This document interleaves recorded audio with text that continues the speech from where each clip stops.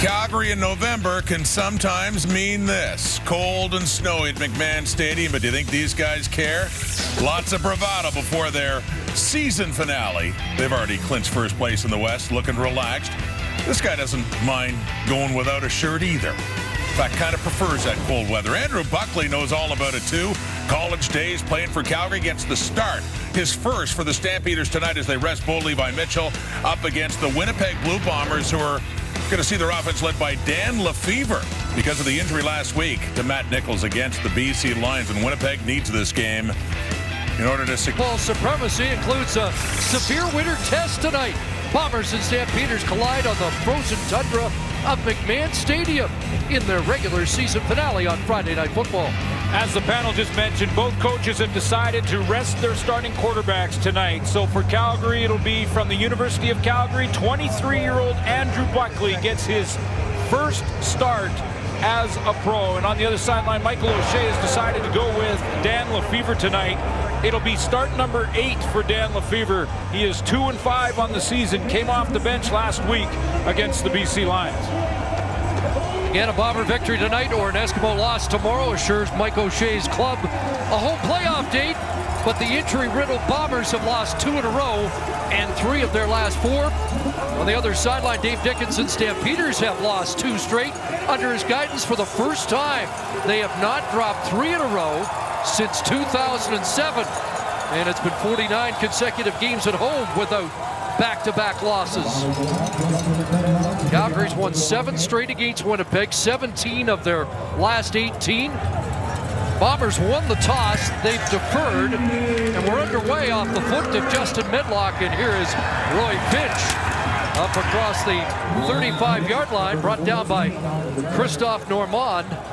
And it is Canadian Andrew Buckley making his first start, and the first Stampeder start by a Canadian since Greg Favre in 1985. Attempted 24 passes in relief of Bo Levi Mitchell this season. He's completed 19 of them, 79%. Get a chance to see Andrew Buckley. Oh yeah, did we mention it's cold? The wind chill minus 23. Sheets of the 92 Western Final. Jerome Messam straight ahead, but not very far. Brought down immediately by Drake Nevis. That is Jerome Messam starting in the backfield for the Calgary Stampeders. Messam just 14 yards away from 1,000 on the season. There's a receiving corps. Tavares Daniels' breakout game last week. Ucumbre Williams, the center, is the nominee for Calgary for the top outstanding lineman on their football team. So no gain for Messam. 2nd and 10. Passing situation for Buckley. He steps up and he's going to have to take off and will be stopped short. Trent Corney, who celebrates his 24th birthday today, the second-year man out of Brockville. With the stop, it's going to be 3rd and 1 and an early decision for Dave Dickinson. The punt team comes on. I think it was a bit of a decision for Dave Dickinson. He took a look at it, and it's almost 2 yards. Yep. At this point of the game, with these conditions, field position is going to be very important. So Rob Maver to punt. Kevin Fogg awaits around the 15-yard line of Winnipeg. And you think under these conditions it might be like kicking a brick. Line drive on a hop, fielded well by Fogg. 48-yard punt. And he'll be tripped up around the 28 on the return. So it's Dan Lefevre's start in place of the injured Matt Nichols. And Lefevre last week 5 for 12, 42 yards and a pair of interceptions in that relief effort against BC. Yeah, came in late for Dominique Davis, and Dominique Davis was number 2 on the depth chart pretty much all season long. But Michael O'Shea, as the panel mentioned just before we started the show, that Lefevre has a little bit more experience, can run the football well in conditions like this. That could really help him. I'll hand it off to Andrew Harris. So the number 2 and 3 rushers in the league. Harris now up to 973 as he closes in on what would be his third 1,000-yard season. Andrew Harris was a question mark coming in because of the big hit he took last week in that BC Lion game, but he is in the lineup and starting tonight, close to 1,000 yards. There's their outstanding lineman nominee and Stanley Bryant at left tackle. So 2nd and 4. Harris again, and he'll get stuffed and pushed back. Excuse me, Lefevre. Singleton there to stop him, and it'll be a 2 and out on both sides of the football. There's the MOP candidate, top defensive player for the Calgary Stampeders, and top Canadian too. Yeah, 3-time nominee for Alex Singleton, and he goes up against the Winnipeg Blue Bomber outstanding lineman nominee in that block.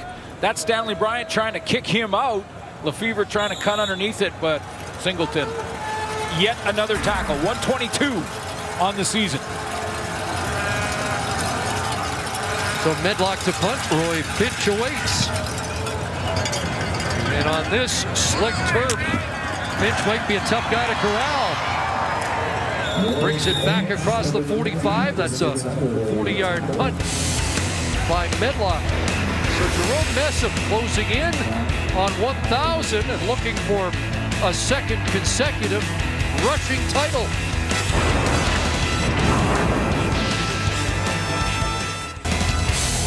Well, a salute to the fans here. Brave the elements tonight. Even a few tailgaters. Oh, loved it. That is Hardy stuff. That was great. I sent it out on Twitter.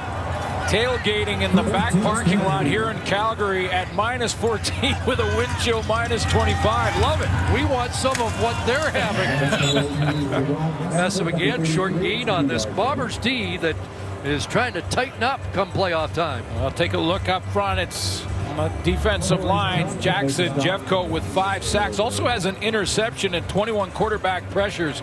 Big shoes to fill for Kevin Fogg going into the playoffs with no Mo Leggett at that linebacker spot. He's also a returner. And then Chris Randall up in the epic corner will lead that group with 5 interceptions and the defensive nominee for the Winnipeg Blue Bombers. Play action fake and a pass is picked off and it's intercepted by Brandon Alexander, and his first Canadian Football League interception is a pick 6.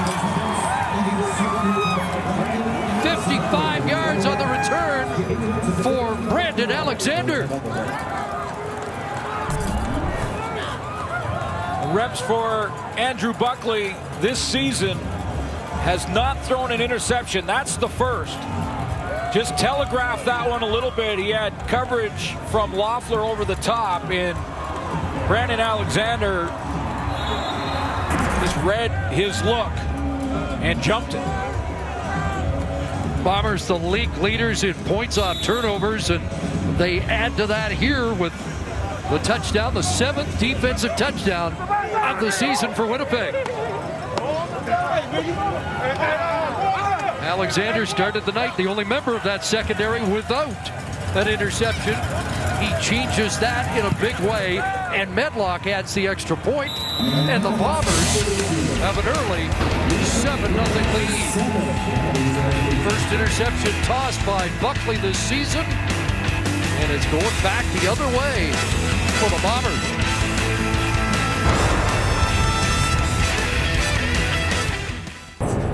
Take a look at the routes here. This is Brandon Alexander right here who's going to get this pick 6, and he doesn't have a threat to the outside in this zone for the out from Kamar Jordan. Stop it right here. So Kamar Jordan's on the out, but there's no threat outside.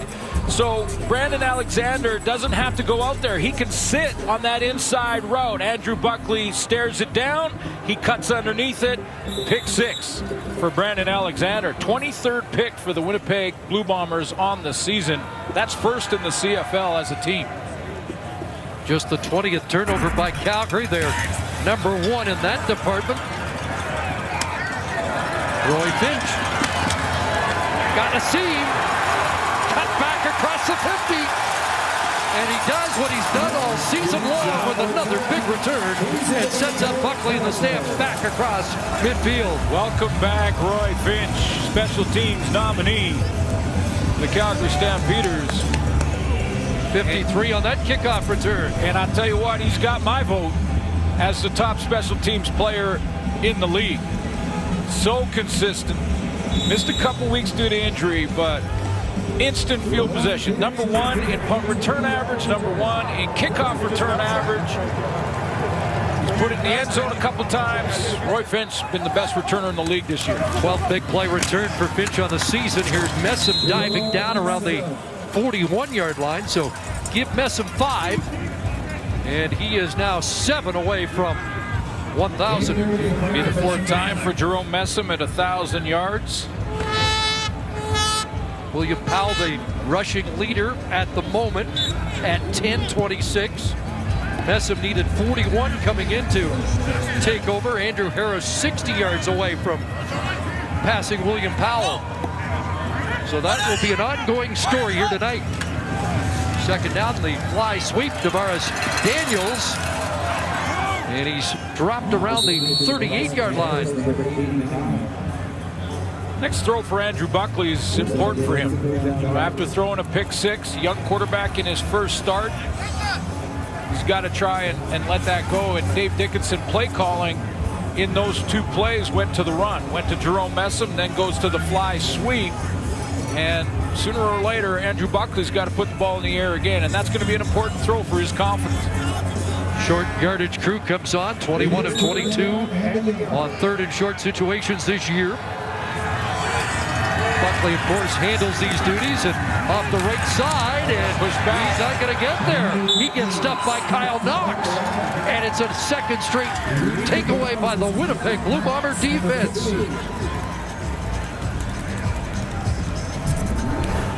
When you go like laterally like this, you've got to have the footing to be able to step up when you see the crease. And watch how Andrew Buckley there sort of sidesteps and shuffles because of the footing, and he can't just make that sharp cut to hit north-south, and so he goes along the line, gets pushed backwards. Now he's 2-3 yards behind the line of scrimmage and brought down. So first the pick 6, and now Kyle Knox with the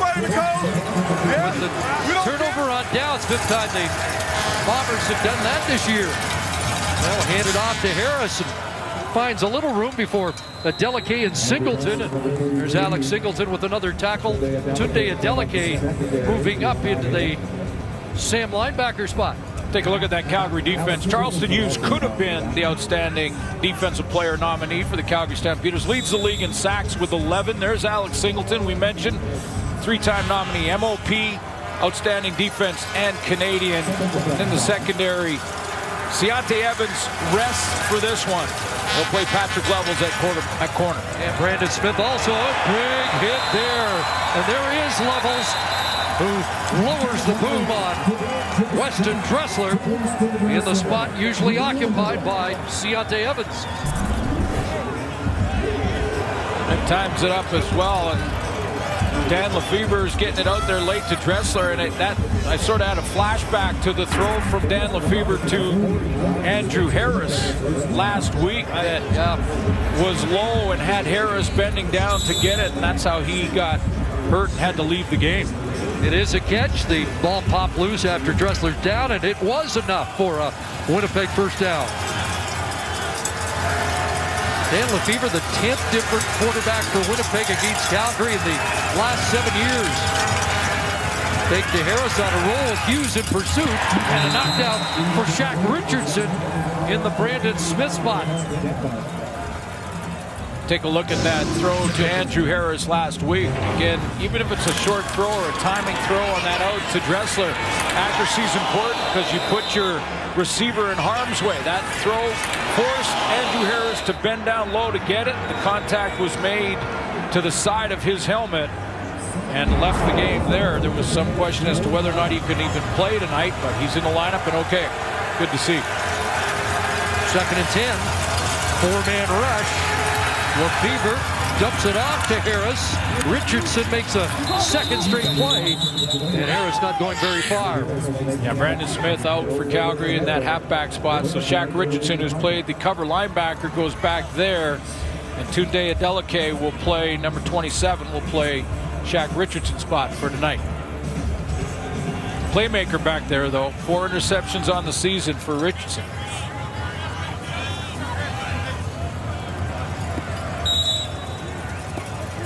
So it's Medlock. Punting to Finch. Low kick. Finch runs and feels that at the 25 and runs out around the 35-yard line. Andrew Buckley will get back on the horse here for the Stamps.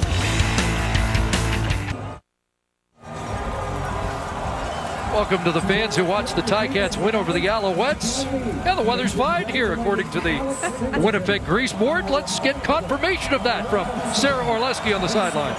Chris, I might disagree with that just a little bit. You gave credit to the fans a little bit earlier that have braved these elements, and I certainly do as well, because it is cold out here with the wind chill. It's about minus 25, give or take. I spoke to players, though, during warm-up, and they said that the field is actually a lot better than what they thought that it was going to be. Every player that I spoke to said that they were wearing their typical footwear and that they are impressed with the conditions given the type of weather that we're dealing with here. Justin Medlock said actually that he will take this over having to deal with any sort of slush. So it's cold, there's no doubt about it, but the players are braving the elements. It's a dry cold.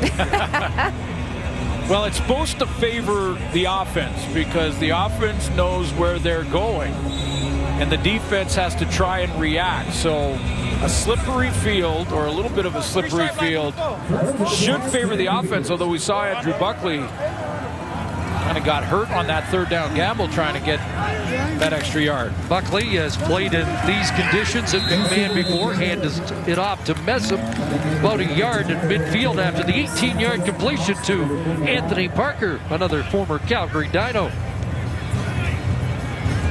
Made that nice throw on the sideline to start this drive. And again, I was very interested to see him make that next throw after an interception for a touchdown. That sits on in your mind for a young quarterback. A nice completion to the sideline. Let that one go now. Well, second and 9 to the right tackle. Dan Fetterkyle out of his stance. They'll back it up 5. These guys have been trained up front to listen to Bo Levi Mitchell all season long. Procedure, Calgary, number 65. 5-yard penalty, remains second down. So the cadence and the voice of Mitchell, and then now step in and be listening to a different quarterback. Stamps with only 3 touchdowns in their last 47 possessions. Second and long here. And it is almost intercepted again. This time Kevin Fogg had his hand on it, intended for Parker, and that's about the same spot that Brandon Alexander came up with his pick 6. Yeah, Andrew Buckley is locking in right now, and he's going to have to take this to another level so that he's looking away from where he's going to throw. It's a simple thing. Look at this. He is locked into this side, and that's exactly where he throws the football. He's going to have to drop back looking to his right, trust that the receiver will be there, and then let it go, because that Winnipeg defense is honing in on where he's looking. Fogg and Givens are back. Maver punts it away. And this will be Chris Givens. 42-yard punt. Fields it at the 18. Trying to get outside. Turns the corner. And Givens will skip out of bounds at the Bomber bench after a good return. The most coveted spot is that position near the heater, where you'll probably find Sarah Orleski, too. We'll be back to McMahon after this.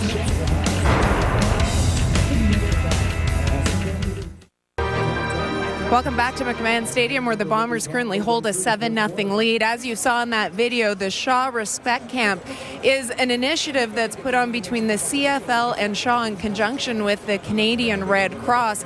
It's an anti-bullying program that's targeted towards Canadian youth, trying to get them at the grassroots level.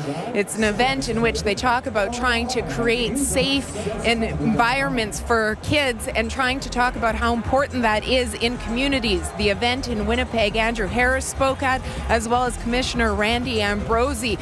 Andrew Harris spoke about some of the principles and applied them to his own life, whether it was as a youth or now as a teammate and a member of the Winnipeg Blue Bombers. I was fortunate enough to be able to be at the event, and it was really impressive how engaged the students were, how many questions they asked about it, as the CFL tries to get the message across about the importance of a bullying prevention program in our communities these days. Great stuff, Sarah, and all the teams so active in that department. Here's Vladimian Washington. He does bring it down after a bit of a juggle, which indicated how open he was. The Bombers have to start back after a penalty on the return, just their 18th special team penalty this season. Another outstanding initiative by the Canadian Football League and Randy Ambrosi. Flag football initiative, outstanding. Get the youth excited about the game, and it's not cool to be a bully, kids, and that's a great initiative as well. 13 for Washington, his first catch of the night. Look out! Shotgun snap, ends up back around the goal line. Flanders up with it there, and he'll lead it at the 1. Wondered whether or not he'd just take it in and concede 2, but they'll drop at the 1-yard line. Well, this wasn't on Dan Lefebvre. This was Matthias Gosen, who is wide right on the shotgun snap in a big way. He was trying to get in position to get to the second level on a block downfield, and that ball Lefebvre had no chance at. It was rising as it went by him. So 2nd and 31 from the end zone. He'll drop it off to Flanders, and now Flanders trying to eat some yards up on the return, and he is brought down quickly by Kenneth Olumide, a newcomer in that Calgary defense, and it'll be a punt situation for Winnipeg at their 15. That's a good decision by Lefebvre, though. I mean, you know, he drops it off to Flanders just to give his punter at least some room to kick it in Justin Medlock. Although this is sort of the prime position for Roy Finch. Yep. I might even think about giving up 2, even though you're standing on your goal line. Finch awaits around the Calgary 50-yard line. That throw just bought him at least the decision. Chad Rempel, the long snapper, on the kicks. And it's a short boot that is fielded by Finch on the Bombers side of half, and it's going to be a 15-yard no yards penalty against Winnipeg. So terrific field position for this Calgary start. Nice tackle by Brian Walker. Take a look at Andrew Buckley, who's University of Calgary, as you mentioned. He's played in the cold before. Winnipeg, number 25. 15-yard penalty, first down, Calgary. Kalen Branning was called for no yards. 23-1 career record with the Dinos. I mean, over 3,000 yards passing. CIRS record in 2015 has looked good when he's come off the bench this year. I mean, I go back to that July 29th game against Hamilton. He was 10 for 10, 106 yards and a touchdown in that one. On limited duty, his completion percentage 79.2 coming in, but just 1 first down for Calgary so far, and 39 yards of offense and a couple of turnovers. He's just telegraphing a little bit right now, and he's got to just take that to the next level. Here in the final minute, fakes to Messam, and penalty flags fly as Buckley lunges ahead. It would be a first down, but it looks like this will come back as the flags are in the Calgary backfield. Well, a couple things here. Whenever quarterback holds it that long and then takes Calgary, off, number it's usually 53. 10-yard penalty, repeat, first down. Brad Erdos called this time, the right guard who's played in every game for Calgary on that offensive line this year. It happens when the quarterback holds the ball this long, because sooner or later you're going to have to hold, and he does on Drake Nevis right there. Doesn't allow him, gets his hands outside the cylinder, outside the shoulder pads, grabs the outside. That's where the officials can see it. That's a holding and puts him back. Erdos and Acombre Williams, the only 2 offensive linemen for Calgary who've suited up for all 18. Here's Buckley, another flag comes down. He's got a wide open receiver. It would be a touchdown, except this one too is coming back. Davaris Daniels by himself walks it in, but back-to-back penalties. Holding, Calgary, number 53. 10-yard penalty. That's back-to-back. First down. This one hurts. This time, Brad Erdos thought he had the block on Drake Nevis. It's the same matchup. Here comes 92. It's a bull rush. This time he's inside the cylinder, but the jersey stretches when he goes to break to his left. I think that's what the officials saw. That one was a lot better than the first one. He thought he was inside. His hands were in the right position, but when Drake Nevis tried to break to the outside, he grabbed that jersey. And they air it out again down that sideline, looking for Daniels. This time tightly covered by TJ Heath, and that should be it for the first quarter. And the Winnipeg Blue Bombers will have the lead on the Brandon Alexander interception. Under these conditions, it gives you the impression it's going to be a defensive night at McMahon.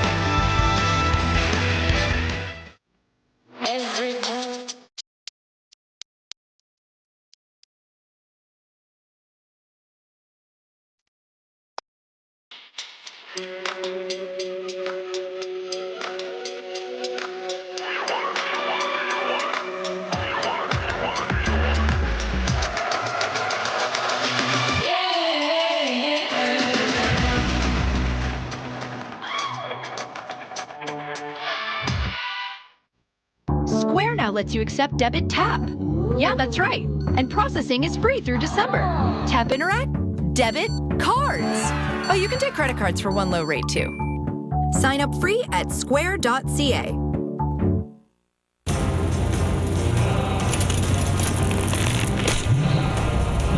Winter people are coming, so be ready. At Fountain Tire, save up to $200 on a set of 4 select tires, including Goodyear. Offer ends December 23rd. You just stepped in the danger zone. Man, you should have slept, should have stayed at home. Now you're on your knees and you wail the moan while I celebrate when I take you home. What we gonna do? Gonna break that heat. What we gonna do? Gonna break that heat. Tell the competition they better not sleep. What we gonna do? Gonna break that heat. They've done it again. Tell the competition they better not sleep. What we gonna do? Gonna break that heat. Under these conditions, the defense dictates the opening 15 minutes. Well, and we've got backup quarterbacks playing tonight as well, so that's, you know, we shouldn't be too surprised here. You know, Andrew Buckley has got to stop telegraphing where he's throwing the football. That'll help him in a big way. But in these conditions, Chris, you got Jerome Messam and Andrew Harris. I am pounding the ball, especially on first down. In these conditions, give it to the running back. Let's see what they can do. Conditions aren't bad here. Full disclosure, we've never done a game with the windows closed here, but as my mother used to say, you're not heating the outside, so I think it's a wise move tonight. Yeah, should we mention that we also have heaters underneath? I guess Sarah doesn't want to hear that, I'm sure. I don't remember a game quite like this since the 92 West Final, the game that Doug Flutie had to come out because his hands were frozen. And the Eskimos upset a heavily favored Calgary Stampeder team and went on to win the Grey Cup. Well, this weather means the playoffs are around the corner. A shovel pass to Messam, and a quick stop there by Jackson Jeffcoat. Big stop, big hit. For the players in this kind of weather, you just got to lock it up. You got to ignore it and just go and do your thing. And keep moving, keep loose on the sideline between series. But look at the hit by Jeffcoat, big Jerome Messam. That's a forward pass, by the way, not a run play. So another punt for Mavor. And Fogg runs up on this. There'll be a 15-yard, no yards on this one against Calgary, and maybe a face mask against Fogg, who had the stiff arm into the cage of Jameer Thurman. So a couple of flags to sort out for the officials. Doesn't have to be pretty tonight for Winnipeg, though. A win here would be enormous for them to claim out. Yeah, it's home field. They've had a few opportunities. Michael O'Shea's group have had a couple of opportunities that they let slip through their fingers, and now this is a chance to clinch home field. There's 2 penalties on the play. No yards, Calgary. 15-yard penalty. Face mask, major foul, Winnipeg, number 3. Penalties offset. First down. Take a look at the Winnipeg Blue Bomber award nominees this year. Outstanding player. I know there was a debate going on in Winnipeg about Andrew Harris or Matt Nichols and who should be the nominee for outstanding player. I think it's well deserved. Both you're not wrong with either guy. Matt Nichols, certainly big season for him with 28 touchdowns and 8 interceptions. Randall versus Leggett was another tight one. And Brandon Alexander's flashed his rookie credentials here already tonight. There's a catch for Andrew Harris, brought down by Charleston Hughes. And with that catch, he now has 102 receptions, and that ties the CFL mark for a running back in a single season. Greg Ellis had 102 back in 1985. Not going to get to 1,000 receiving yards, and he was on pace for that most of the season. A couple of games in a row where he, including last week where he had to leave early due to injury. Didn't rack up a whole lot of yards, but over 100 catches tonight. If he does get to 1,000 running tonight, it will be the closest anybody's come to 1,000. Lefevre takes off himself, takes a hit from Shaq Richardson as he's brought down up at the 39-yard line, and it's a Bomber first down. 11 for Lefevre, and might have been one of the reasons Michael O'Shea went with the veteran number 13 instead of Dom Davis here tonight.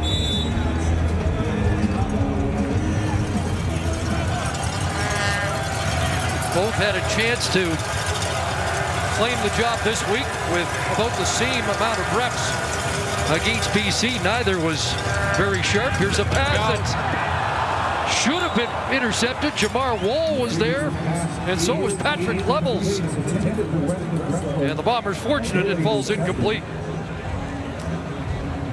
Just waited a little bit too long on the throw. This is Dan Lefevre getting outside, and by the time he gets rid of this one, he needed to plant and throw about a step and a half earlier, because Jamar Wall, who wasn't covering the intended target, Weston Dressler, came all the way from his guy, cut underneath, went right through his hands.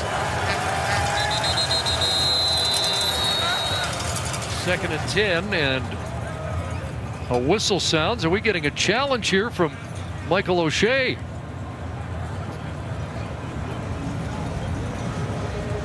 Interesting timing and play to. Winnipeg is challenging that there was defensive pass interference on their receiver number 7. We'll review the play. So it's in the hands of the command center. They'll review that last play, and we'll have a verdict when we come back. Football League. Mike O'Shea has challenged 12 times this year, has had 8 of those penalties overturned.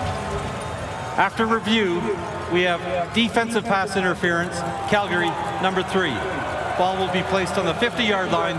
First down, Winnipeg. Now, this wasn't a lot, but there was the early contact from Patrick Levels on the corner route. This is the route here from Weston Dressler. You'll see Patrick Levels make contact before the ball arrives. Now, it's Jamar Wall who's playing the ball. See, he drops his man, he's stepping up, and contact there pushes Dressler slightly. It wasn't a lot, but it was early contact. Now, I'm just still wondering about the timing of the challenge. Here's Flanders. Might get a sense that there aren't going to be many points scored today, and it turns out to be 21 yards. They stay on the field and now have a chance to add to the lead and try and make it a 2-score advantage. Yeah, but there's pretty early, but again, and it's early, and you're in the first half, and you're not even in scoring range on the challenge. When even if you win it, I just think it's risky to use it up this early. So we'll file that away if something happens in the fourth quarter.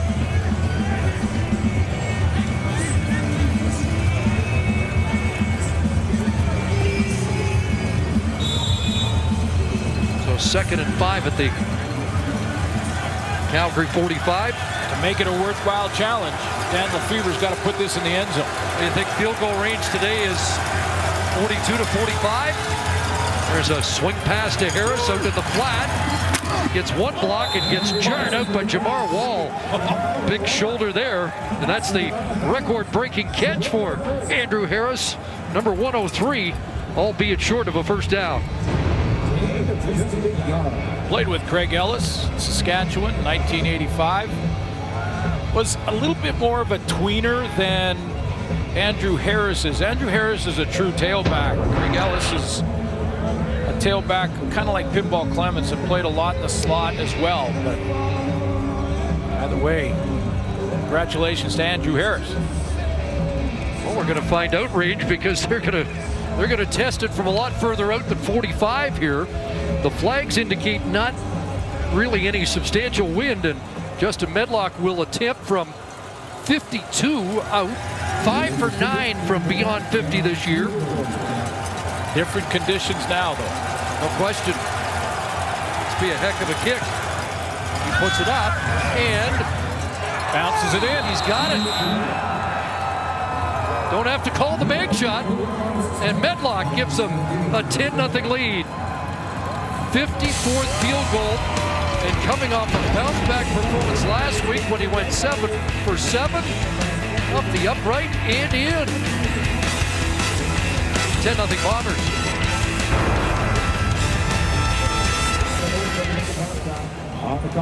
Almost happened this year in Winnipeg.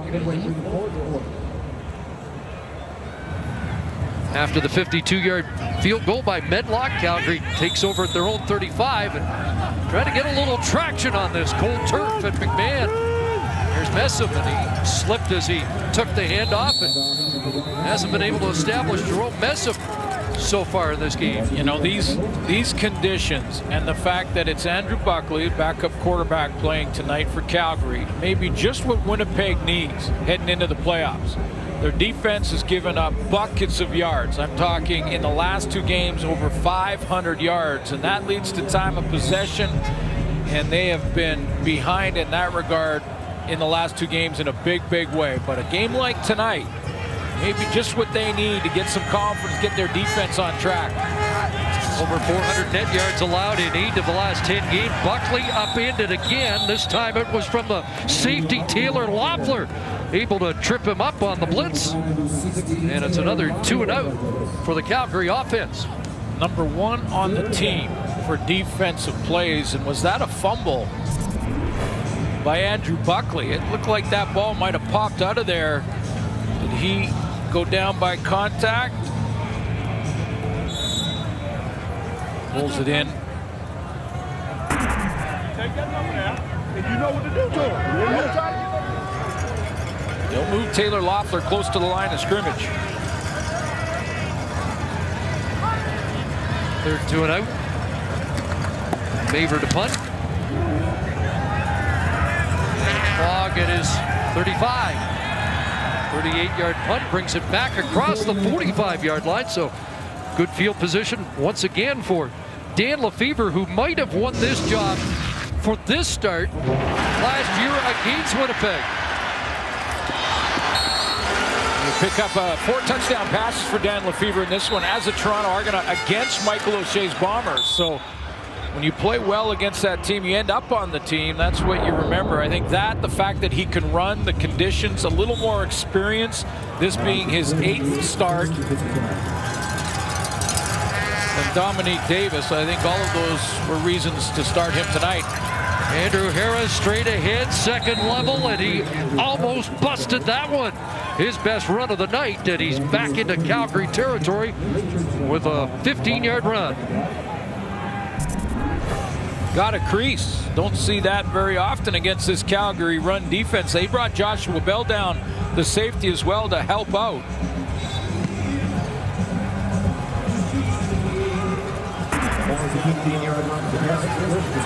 These weather conditions are it just screams run game. Harris now within 1,000. It's Lefevre after faking to Harris, and he'll bring it down around the 39-yard line. Good production on first down and back into Medlock range. So that challenge by Michael O'Shea, even though I still think it's a little early, got him 3 points. Got the ball right back and kept the momentum. Got the ball right back, so we'll see if that Gets him back in scoring range here in Medlock. And Harris goes. He stayed on his feet. He's over 1,000. He's in second in the rushing race now. And he's got a big first down for Winnipeg. Second effort, third effort, just pounding away. There's a nice block at the point of attack. Now he's going to run through the arm tackle of Joshua Bell. They're bringing the safety down to help out on the run, but he's not been able to stop. Number 33, over 1,000 yards again for Andrew Harris. Got 9 there. No Alex Singleton on the field. Here's Dressler fly sweep. That's not going very far. Josh Bell moves up and makes the tackle. So that last carry by Harris, a 16-yard run. He's 4 carries for 43 yards on the night. Twice in BC as a Lion. 2012 and 15, over 1,000 yards. A couple of years just short of that mark, too, agonizingly short. Well, what a terrific year. And now we can say the closest the guy's ever come to 1,000. Crosser, caught, Denmark, brought down by Wall, but Dan Lefebvre's got them moving the football, and they're in the red zone. Well, and those Medlock will come on for what will be a chip shot field goal. And those with that, you know, as you mentioned, Chris, those that will be making the argument for Michael O'Shea and that challenge in the last series to do it this early and to grab that momentum. If it's another 3 points on the board, they're up to a 2-score game, or 2 majors in the lead in a game where Andrew Buckley has not generated any offense, and it's going to be tough to score anyway. Thought Denmark was a little closer to that first down stick, but it is 3rd and 2, and they'll line up for the 22-yard field goal attempt. Medlock puts it through. So that's 55 field goals on the year. And it's a 13-point Bomber lead.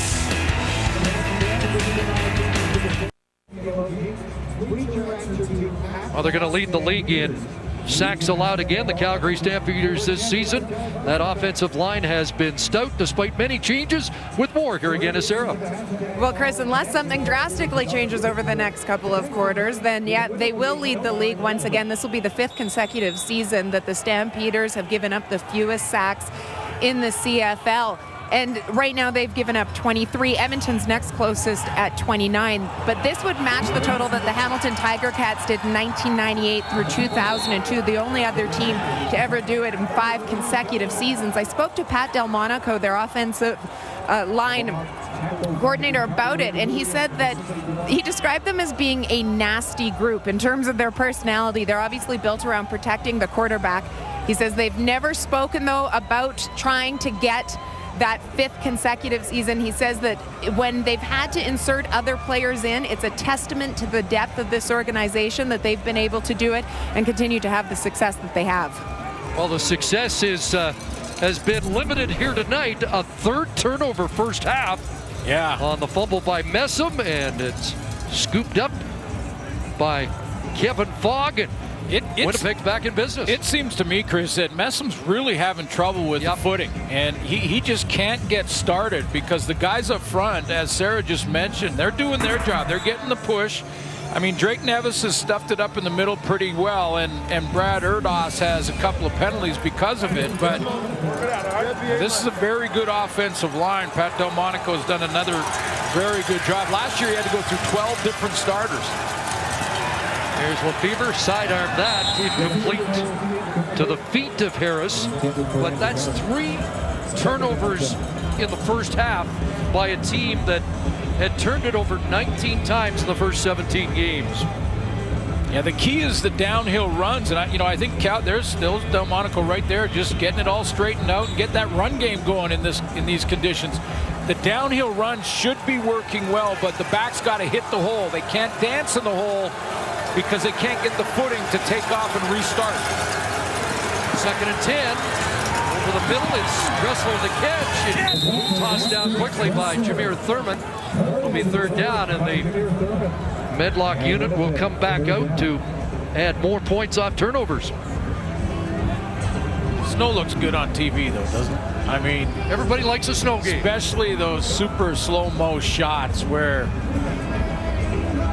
trying to get your footing and run through the snow, and May have to get used to it. I think we're getting another one tomorrow. well, and it might be West Final here in Calgary. It might be just like this.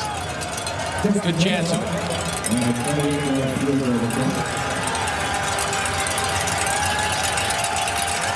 So Medlock from 28 trying to make it a 16-point lead. And he does.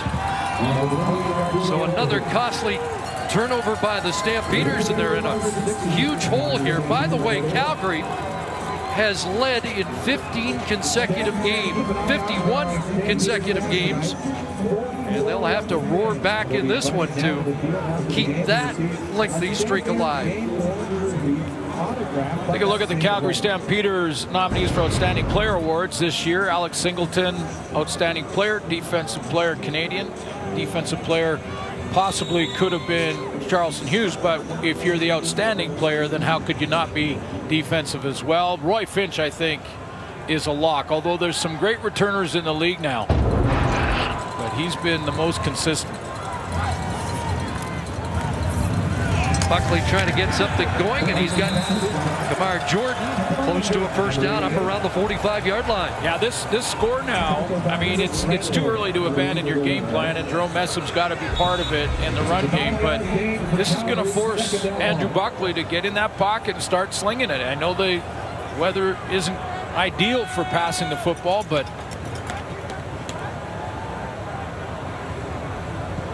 so it's going to be 2nd and 1. We've hit the 3-minute warning. Andrew Buckley 3 for 6, 29 yards in the first half with the Bombers on top.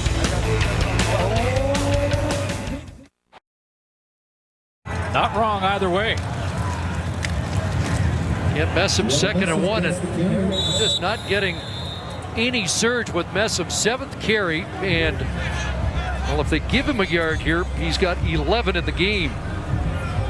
But it is a first down, so they do give him a yard, and he's now 3 away from 1,000 himself. He might have to think about his footwear in the break, halftime. I'm not sure if he's wearing the right shoes. He just doesn't look like, first of all, he looks cold.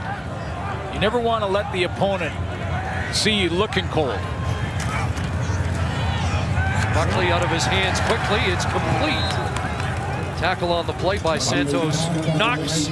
Reggie Beggleton has his first catch. Sorry, Chris. In fact, we showed you that whiteboard in the Winnipeg locker room. And the Winnipeg Blue Bombers are blocking this out in the game. They have to have, and it just feels like to me Calgary just can't get to that next level. There it is. They're saying not cold enough, and we don't care about the wind. It's perfect weather. Let's go and lock down a home playoff game. And Calgary's kind of playing to end the string, it feels like. I don't know if that was Michael O'Shea's handwriting, but that's certainly his kind of sentiment, isn't it? Yeah.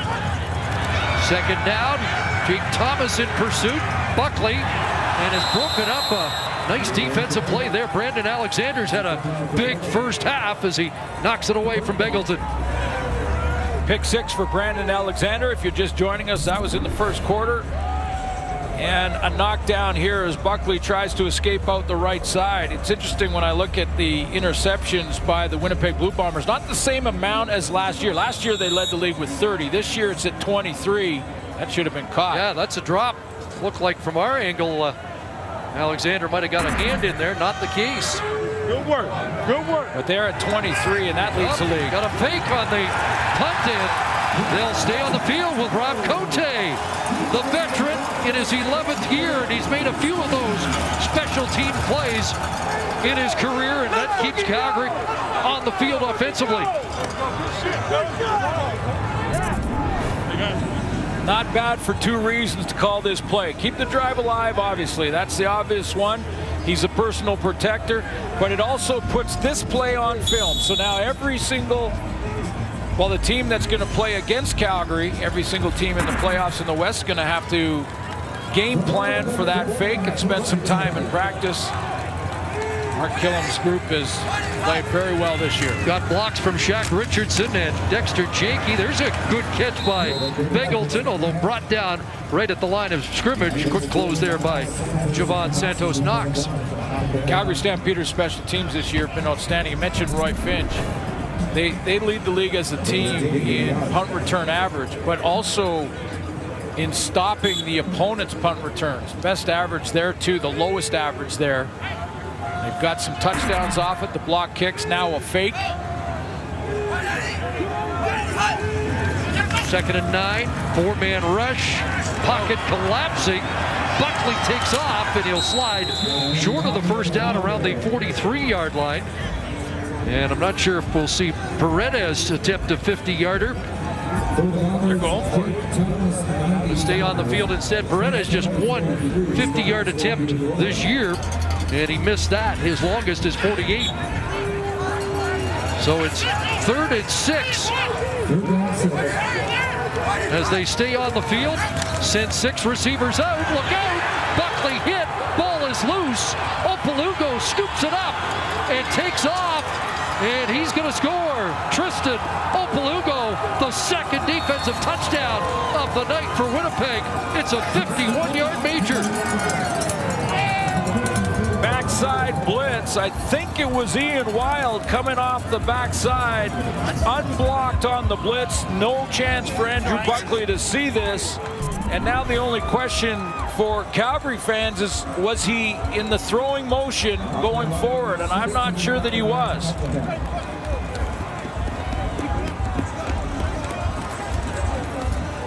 It will be reviewed just as a turnover, but Opalugo looks like he's got the 8th defensive touchdown of the year. One more look at the Ian Wild back in the lineup, but doesn't look like that arm was going forward with the football. Take a look when the hit happens. It's on its way back. No, that's out on its way back. He hadn't loaded it up yet to move the arm forward. I think that's a clean fumble. Opalugo takes it the distance. Well, I thought Wild was free off the edge. It was actually Randall that was free. It was Wild working on Randy Richards, and Richards lets him go. Gets his quarterback in trouble. That's why Dave Dickinson was so upset on the sideline. Long time between big plays for Ian Wild, who had the wrist injury earlier in the year and has missed most of the season. Convert good, and it is a whopping 23-point Winnipeg lead here in the opening half.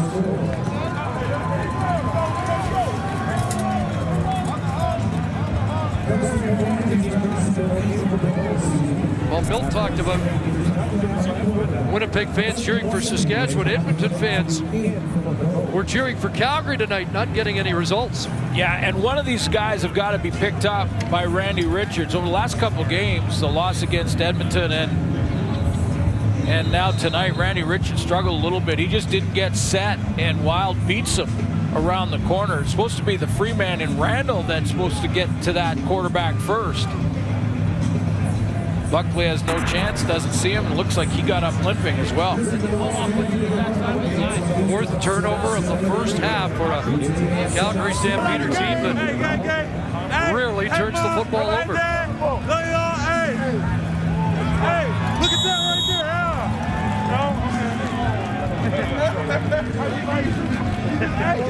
Get that right there. Get that right there. Got the Opalugo fan club. The most turnovers by the Stampeders in a game this season.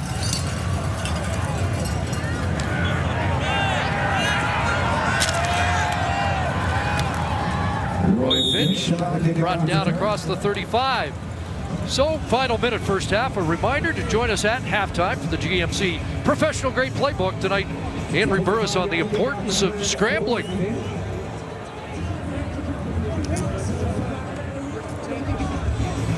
Well, Buckley's okay. Got up limping, but he hustled back out there for this series.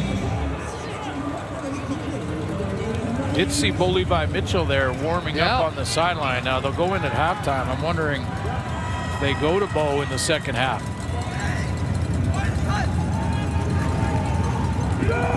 More heat. Buckley steps up, and there's Bessem's footing again, and his issue. He really hasn't been able to pivot or take off on this field tonight at all. They practice on this field this week. Yeah, I mean, it's tough for all the players, but it just seems that Messam's having so much more problems than any other player. I mean, he just can't get started in the backfield. You see both feet just slide out from underneath him there. Second on almost a full 10, straight ahead this time to the 43-yard line for Jerome Messam. Is that enough to get him to 1,000? Buckley still on the limp in what has been a disastrous first half. There was a sense here that Calgary was going to come in here even though nothing was at stake. Didn't want to go into the bye in the West Final on a 3-game losing streak.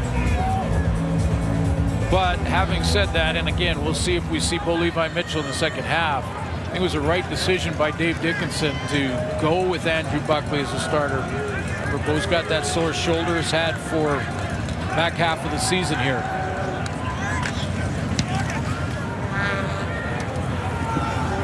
Neighbors punt fielded at the 34 by Fogg. And Kevin Fogg with another good return up to the 50-yard line before he is brought down by Caron. Just a different edge to the Bombers tonight than Calgary. And, you know, I mean, with what's at stake for Winnipeg. They came here with a purpose, yeah, and that's you can understand why. Been evident in this first half.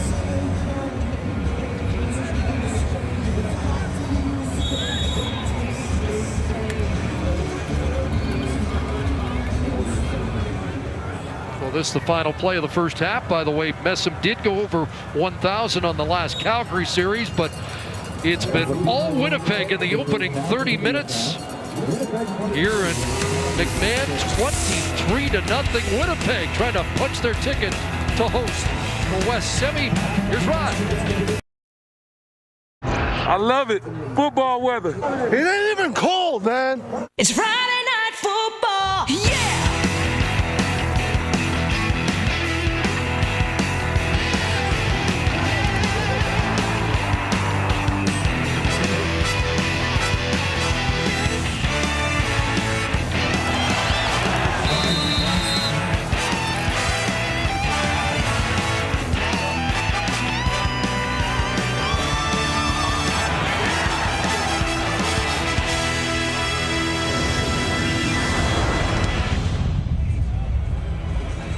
Bombers warming to the idea of hosting the Western semifinal. They've got a 23-0 lead, 30 minutes away from clinching that spot. Dave Dickinson standing by with Sarah Orleski. Dave, what was the biggest issue for your team in that first half? A lot of issues. So, you know, I'm just hoping our team has some fight. You know, we've been struggling. We're not in a good space right now. Our team has to step up and just work hard and see what happens. You didn't see much from that offense, obviously, in that first half. Will you continue to go with Andrew Buckley at quarterback? Yeah, I'm going to give him a shot. And, you know, made some mistakes. We had a big play that we got called back for holding. And we've been loose with the ball. So let's just keep fighting, see what happens, and hopefully our guys step up. Thank you, Dave. Okay, thanks. Well, the head coach canned it. The offense with 3 first downs, 66 net yards in the first half, and that ball will skip out of bounds, so they'll start with good field position here in the second half, but Suits only 27 points in the last 10 quarters for Calgary. Well, there's a couple of things that Calgary is going to have to clean up before they get to that Western final. Now, this is Andrew Buckley with the start. He's 6 of 10, 35. 4 turnovers created by the Bomber defense. 2 scores on defense, one by Opalaugo, one by Brandon Alexander. But I agree with the panel. You know, we saw Bo Levi Mitchell at the end of that first half starting to warm up a little bit, maybe looking like he was warming up his arm. I'm not sure that Dave Dickinson wants to go down that road at all. Don't want to get too far ahead of ourselves, but if this game ended now and Calgary headed to the Western Final off this, are they still the Grey Cup favorites? Well, that's a great point, because you heard Dave Dickinson say we're not in a good headspace right now. This would be the 3rd loss in a row for this Calgary team. They can't come back here. Buckley comes out throwing. He's got a completion. Bingleton trying to get outside and has a first down as he is tripped up just beyond the midfield stripe, but a decent start for Buckley here in the second half. Bingleton is in between the 2 receivers here, and against that zone that Winnipeg's been playing. That's how they got the interception, but now more options across the board there for Andrew Buckley, and no DB jumping underneath that throw. 12 for Reggie Begelton. Just 4 receivers for Calgary with catches in the first half. On a roll, he's got Parker. He's driven back by Alexander. And they'll mark him at the 48-yard line, so close to 5.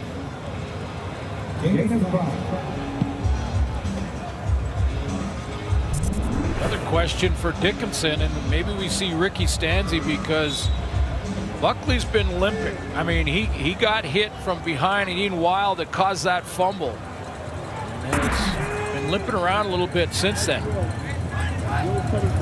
You know, this is an opportunity that doesn't come around very often. He's going to try and get it out. Great play by Begelton. He gets loose. Here's Reggie Begelton stepping out at about the 16. Alexander bumps him out after a big gain. Yards after the catch on a nice shift by Reggie Begelton for 32 yards. Well, that's the type of compete that Dave Dickinson is looking for. Not just turning around on this little curl route and going down after first contact. Make a man miss. Get up the field.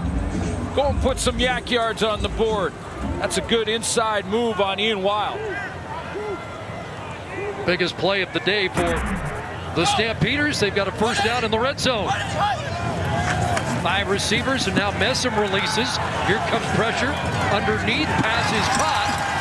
And it's Anthony Parker down inside the 10-yard line. Good drive by Andrew Buckley. Got good field position when that kick went out of bounds, starting at his own 45-yard line.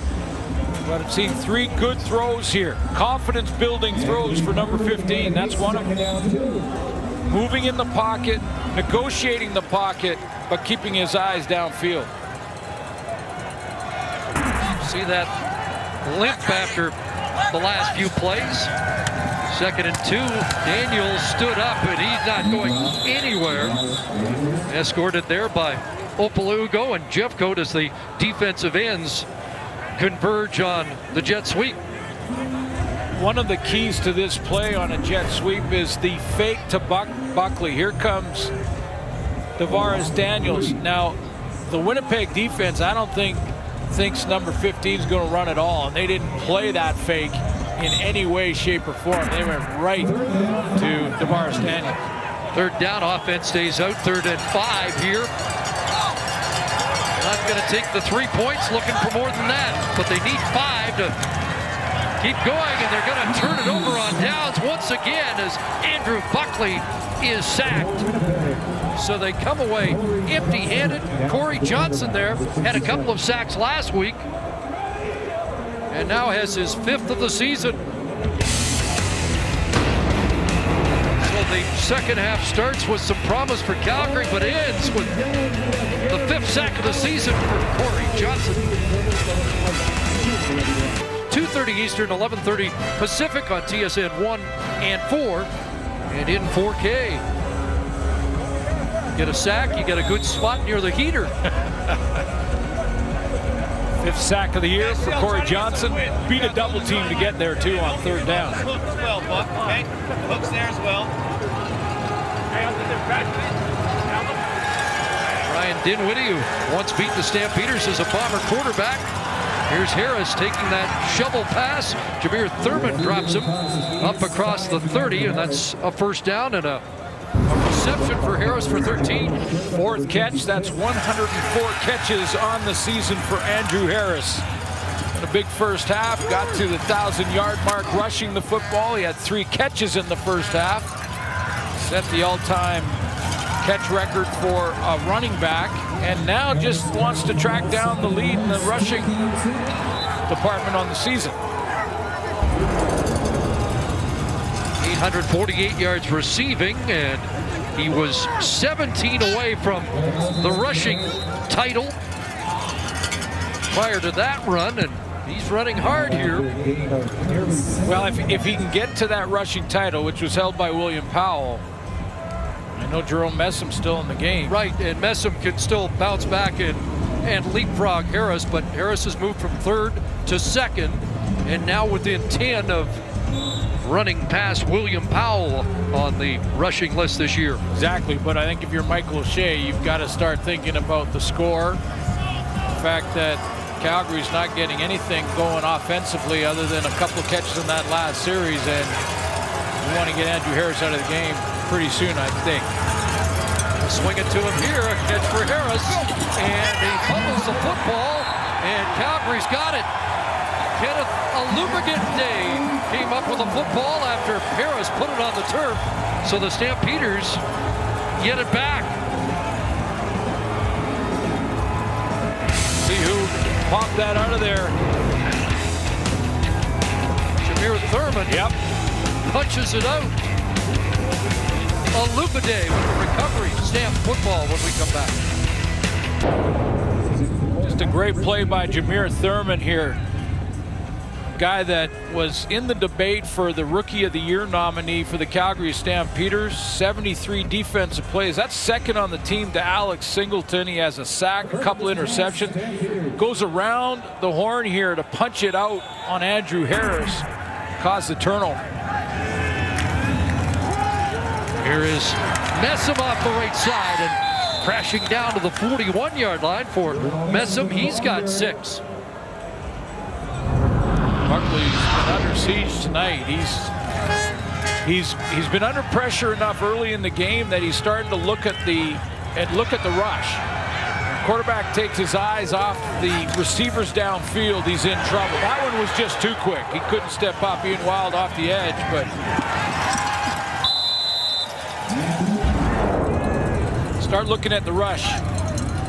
You're in trouble. Second down, quick hitter over the middle. It's caught by Jordan. And a first down brought down by Javon Santos-Knox. Having said all that, he's looked better in this second half. A couple of good-looking throws just like this. And looking way to his left. This time, remember in the first half how he was telegraphing a lot of throws? That time he looked way to his left and then knew he was going to go down the middle to Jordan. 66 net yards of offense in the first half. In the first half of this third quarter, 52 yards of offense and a first down. Pass to this near side, caught. And it's William Longley, backup fullback, with his third catch of the season. Usually a special teams guy in his third year. Getting into that red zone area, Chris, and one of the things that Dave Dickinson's got to clean up with his team going in is first of all, penalties. We've seen them again a little bit tonight that have hurt them, but red zone production, last 6 games have been at 35%, just not finishing drives. Get inside the 20. Here's Parker, hitch screen, had a little trouble reeling it in, but he'll skip out of bounds with another first down. A good year for Anthony Parker. Yes, it has been. He's targeted 46 times coming in. He's had 32 catches. That's a real nice target to reception ratio. You know, you look at the Canadian receivers in the league, and I would put him right up there. I mean, Brad Sinopoli is number 1, but Anthony Parker is probably the next guy. 7 rushes for 81 yards as well and a touchdown. Well, first down, Calgary back in the red zone where they turned it over on downs the last time. More pressure and another sack as they get to Buckley once again. Tristan Opalugo's having a big night. Well, you can see by alignment what happens here. The Bombers load up the middle, and what that does is it allows the edge guys to be in one-on-ones with a lot of room. So you jam up the middle with your interior linebacker, defensive tackles. Now Opalugo and Jeffcoat go one-on-one outside with space. And they both get there at the same time. Not the first time they've arrived at the scene of the crime simultaneously. The 2nd and 17. And a throw into the end zone for Beggleton. Incomplete. And in coverage was Brian Walker. And this time the field goal unit will come on. Buckley had a shot here. He had Beggleton on an inside route, post route, and he had a secondary blitz. Bagleton goes outside and then comes down the middle, and if he just puts a little more air on this, Buckley, he's got a touchdown throw because Loeffler's not back there.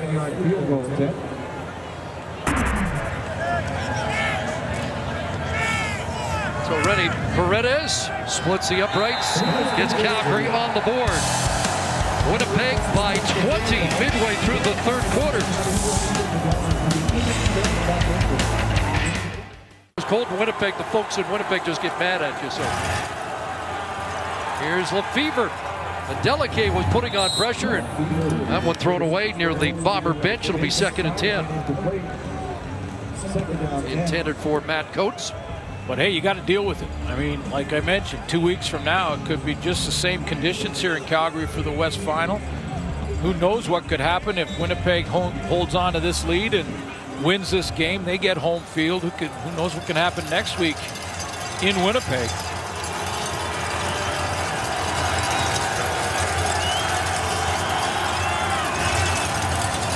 Short drop, looking for Denmark, and that through his hands. Incomplete. 2 and out, and Calgary's going to get the ball back. Second 2 and out of the game for the Bombers, which is impressive under these conditions. Is Omo shifting? Just getting that feeling if Calgary could score on this drive, they get a big return here from Roy Finch. It's all of a sudden old momentum is starting to switch over.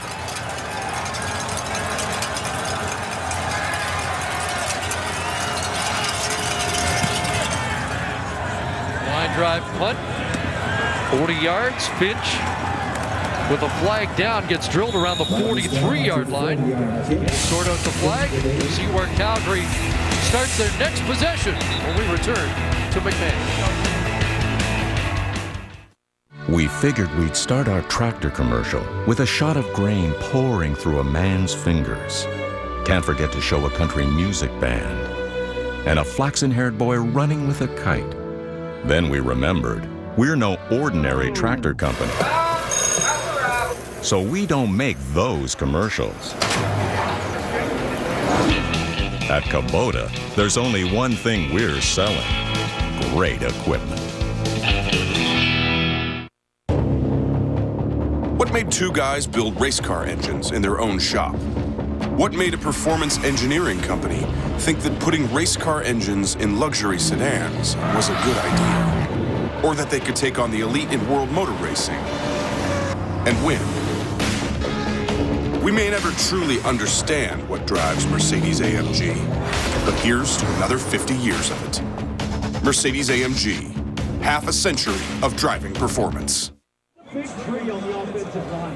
Well, for the most part, Richie Hall's got to like what he's seen so far tonight. With more on the Hall defense in Winnipeg, here again, Sarah. Well, Chris, I think he will like what he's seen, but he hadn't in recent weeks. You know, throughout this season, perhaps no phrase has been uttered more by Richie Hall than explosion plays and really the need to eliminate them. That's been the theme since training camp. We hadn't seen it in the previous 2 weeks.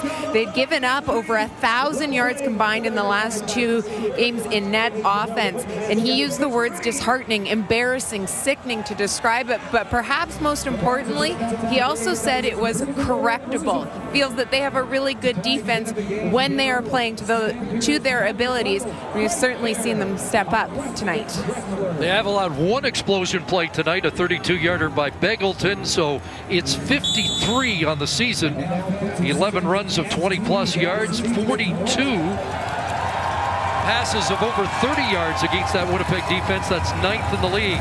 Here's Messam, cut down after about 3. 9th in the league, Chris, but of late, as Sarah mentioned, it's been a real problem. I mean, in the last 2 games, 9 plays over 30 yards in the last 2. In the last 5 games, 17 big plays over 30 yards. I mean, you start giving up big plays in a playoff game, and it's game over. Now, the conditions are part of it tonight, obviously, but a game like this, as I mentioned earlier in the first half, could give this defense some confidence. I mean, they lead the league in interceptions. They take the ball away. They've given up a lot of yards.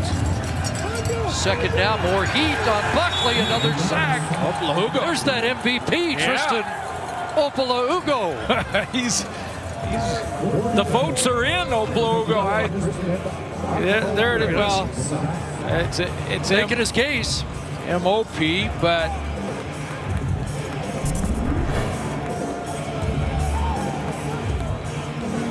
there's Oplogo. I was going to give you a little bit of the show and then drop, but Oplogo steps up and beats the double team.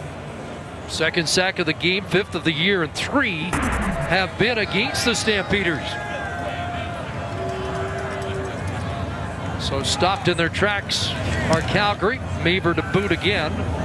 Goodwin backpedaling his Fogg. That's a 52-yard punt.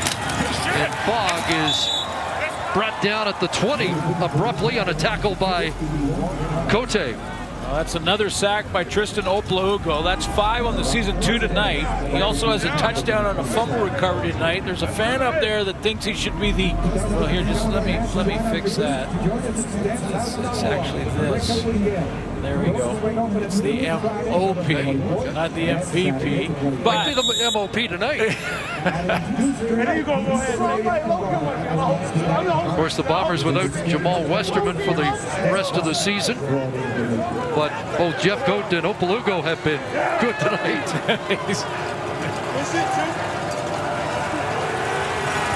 So they start at the 20 with a fake to Harris. Quarterback option, and Lefevre brought down heavily after a short gain of 1 or 2 with Vaughters on the tackle. See, if you run those north-south running plays, like when Andrew Harris was having some success in the first half, it makes the defense move laterally to try and make the tackle. If you run plays sideline to sideline offensively, now you have to, as the ball carrier, try and make those cuts to get up the field.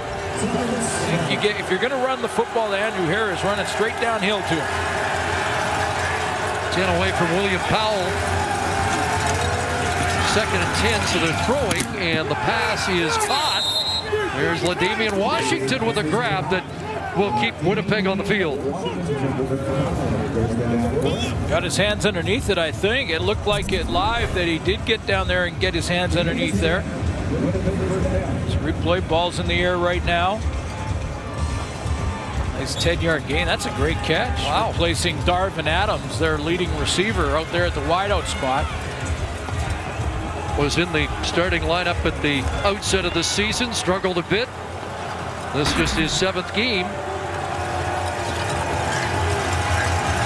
First down, they fake to Dressler, and it's Lefevre ahead. And again, not much there. But Dan Lefevre needed to get a couple of first downs, give his defense a break. Were dominant in the first half, been on the field in this second half more than the Calgary defense because it's been 2-0 for Winnipeg. So a couple first downs here, let that, well, not let them rest, but let them warm up in front of the heater. Got an injured Stampeder. It's veteran safety Josh Bell who has taken a knee.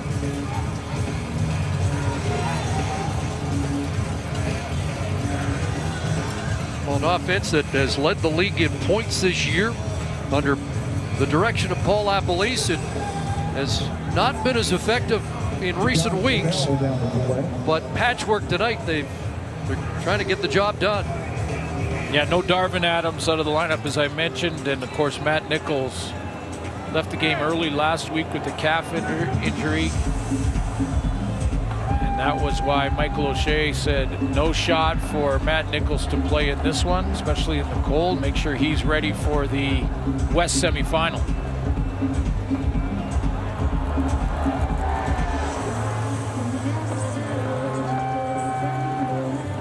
Well, this may create a shift in this Calgary defense.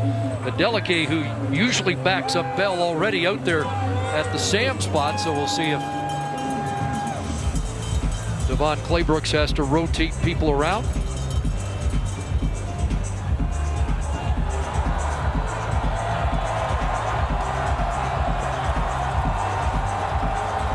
Finally, news on television. The Beaverton is back with up-to-the-minute coverage on the topics you didn't know needed covering. Wednesdays at 10, only on Comedy. Again, the Hardy fans sticking around. Looks like Julian Wilson will come into the game. And will he take Bell's spot, or will Adeleke rotate through? Looks like it's going to be Jamar Wall at safety. And the pass into the flat is caught by Flanders, quickly touched by Patrick Levels. So it'll be third down in a punt situation for Winnipeg here in the late stages of the third quarter. Lefevre gets 1 first down in a couple of plays. I was surprised, and you tell me, are they aware on the sidelines about the rushing race? Is there any consideration that Andrew Harris is 10 yards away from potentially winning the rushing title because they didn't give him the ball in that series? My guess is no. That they knew probably coming in how close he was, but are not tracking it in game. I think it's about winning this game, getting home field. That's all that's on their mind. And getting Harris out of the game without injury. There's Finch dancing up over the 40-yard line, so decent field position. Jerome Messam still in the hunt as well. Just a few yards back of Harris. 4 times over 1,000 in Edmonton in 2011. Saskatchewan. Trying to be the 5th Stampeder to go back-to-back as rushing champion, joining Lavelle Coleman, James Sykes, Joffrey Reynolds, and John Cornish, who won 3 consecutive years. New quarterback for Calgary. Ricky Stancy's in. And he'll throw the screen to Messam. And he's brought down quickly. Good defensive play there by the top defender on the Bombers this year, Chris Randall. 29-year-old Ricky Stancy out of Iowa. Actually just turned 30 and he's a young rookie in the CFL, or excuse me, a rookie in the CFL, but not young. And he's won some big games at Iowa, some bowl games at Iowa. Good passing yard. You see a big, tall pocket passer at 6'5", 215. Stampeder people were telling us that he's got lots of fans in Iowa who are always active on social media when he has an opportunity, and he just threw a rope with a terrific throw there and a completion up to Kamar Jordan in Bomber territory at the 40. So that's what they're talking about. Ricky Stancy. An impressive throw, and Jordan brings it down, so they snap back in Bomber territory. We're through 3 quarters, 23-3, Winnipeg. 93 yards in the third quarter for Calgary, but only 3 points to show for it, and that 5 turnovers really sticks out on the scoreboard, doesn't it? Really does, and the Winnipeg Blue Bombers have scored twice, 2 majors defensively. One on a fumble return by Tristan Opla-Ugo, who is right now our leading candidate for player of the game in this one. Got to be a defensive player, wouldn't you think? You get the sense, though, Calgary hanging around here. If Stancy could generate a touchdown drive here, it might get interesting. This is a big opportunity for Ricky Stancy. He gets a chance now, and I know the conditions are tough for him, but he gets a chance to maybe even quickly move up the depth chart.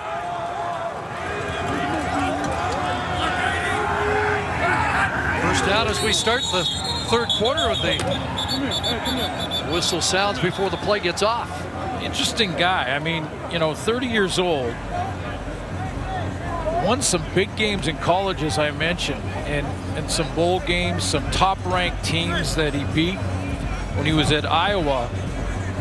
Draft pick in the National Football League with Kansas City. His first big completion. This guy was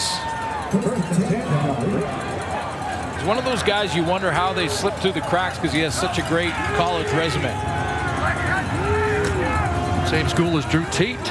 Fake to Messam, rolling, but in trouble, and then throws it up for grabs, and it's intercepted, picked off by Javan. Santos Knox, and it's 6 turnovers for Calgary on the night. And just as I pumped him up, he does what you can't do, which is roll to your left and throw back over the middle, especially in conditions like this. And Santos Knox, and this is a gift. I mean, play action, doesn't like what he sees there, and then tries to throw it sidearm, and Begelton didn't even know it was coming to him. Pressure from Sam Hurl that helps cause the latest Calgary turnover.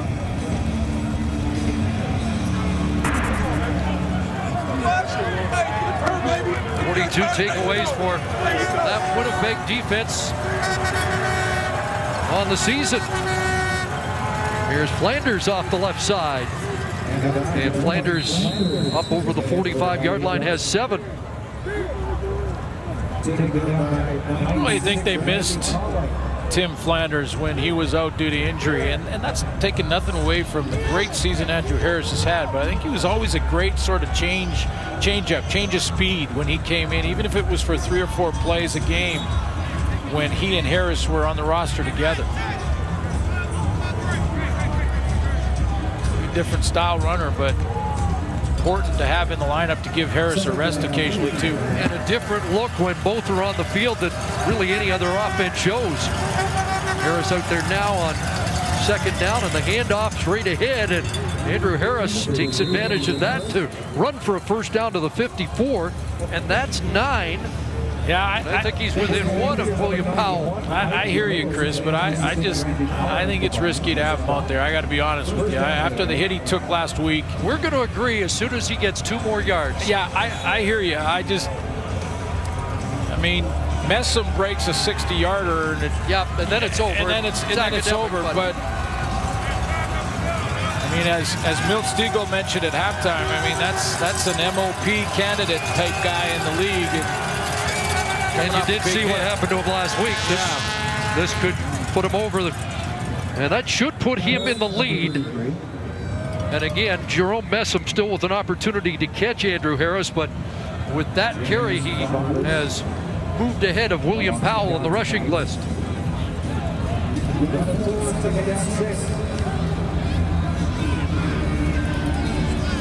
Those numbers and those things are great, and don't get me wrong, I think it's the indication that a player's had an outstanding season and all of that. But this is the ultimate team game, and all that matters is winning the championship.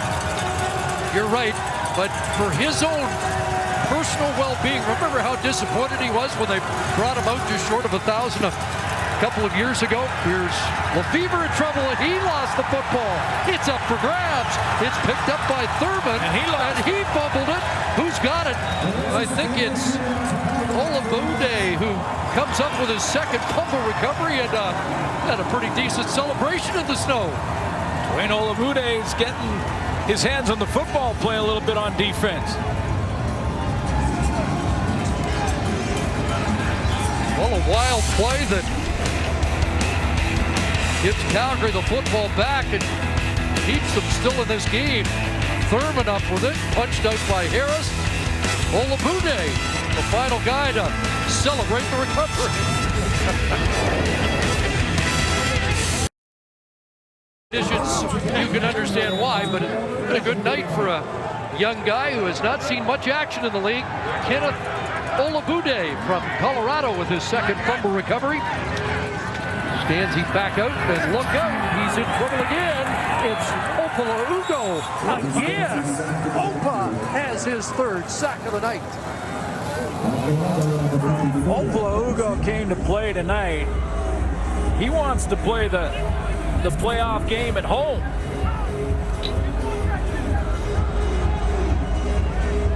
And he's working on those tackles. This time it's Fader Kyle, inside move, knocks the hands down, and wrestles Stanzi to the ground. 2nd down, 17. 5 sacks on the night. Stanzi drops the Snap from center. He's in trouble, and he's going to go back to midfield. And this time it's Jeffcoat who beat Oplugo to the quarterback. Now they're racing. Now they're racing to get there. Now it starts out because Ricky stands, he drops it, so he takes his eyes off the receivers, and then guess what he starts to look at? There's Oplugo, there's Jeffcoat, and they're in a race to get there. Oplugo's got him down the middle, thinks he's got him. Nope, Jeffcoat beats him to it. Boy, they put that Calgary offensive line on their skates and sliding back, and 6 sacks, and a flag comes down. Too many players, information, Calgary. 10-yard penalty, remains third down. So they have gone in reverse on this series after the fumble recovery.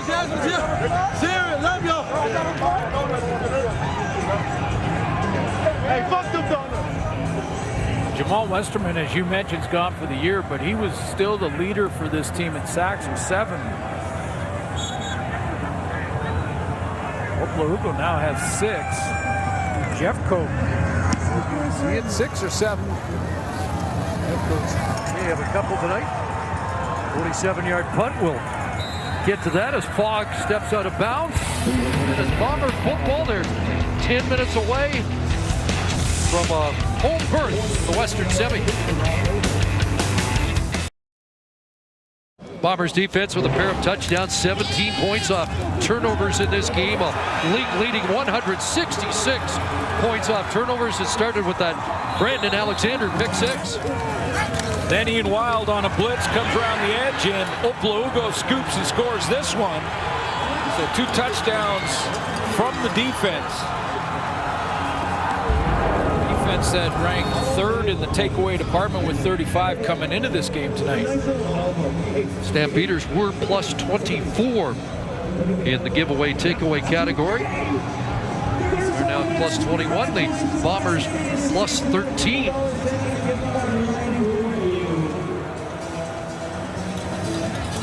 And now for Winnipeg, burn 10 minutes off the clock and try and avoid any injuries. In protecting a 20-point lead. Maybe most important. Andrew Harris still in the game for Winnipeg.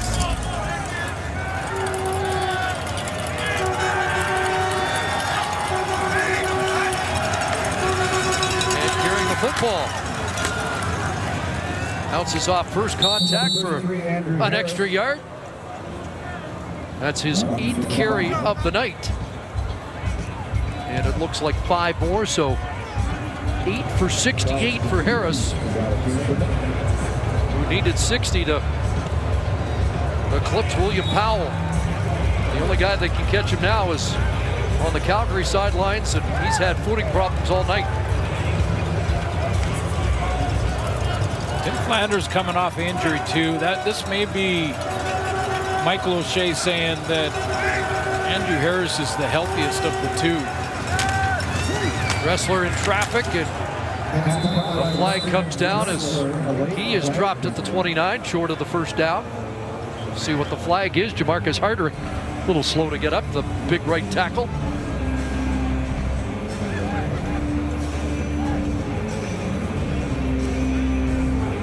And against Winnipeg, likely to be declined. Now there is a chance, but Illegal block, Winnipeg, number 51. That penalty's declined. Third down. so a punting situation here.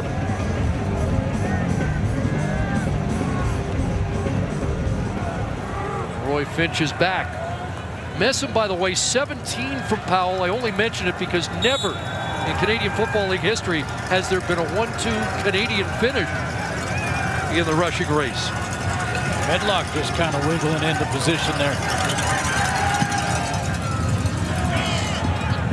Finch trying to change directions on the slippery turn.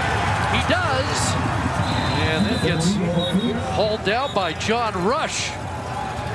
Well, let's take a look. Yeah, let's take a look at the race. A couple of Canadians looking to go 1 and 2 here tonight, past William Powell. Let's see. You got Andrew Harris now. During the return, illegal block, Calgary, number 31. 10-yard penalty, first down.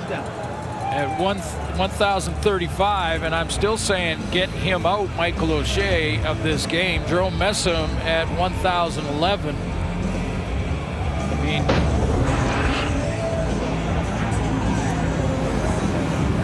taking him out as well, but he might be done. And I'm with you. It'd be the right call. It's too risky. 20-point lead. And I'm not sure how many passes I throw to Weston Dressler in the last few minutes of this game based on how many hits he's taken this season. Stanzi's third series, gives it to Beggleton, who might be Calgary's best offensive player in this game, and Reggie Beggleton back across midfield. So that's his 5th catch. They're going to give him 23 on that. So Beggleton up to 72 yards. He has been their best player offensively here tonight. Guy that was patient on the practice roster for 9 games to start the season. Played in the last 6.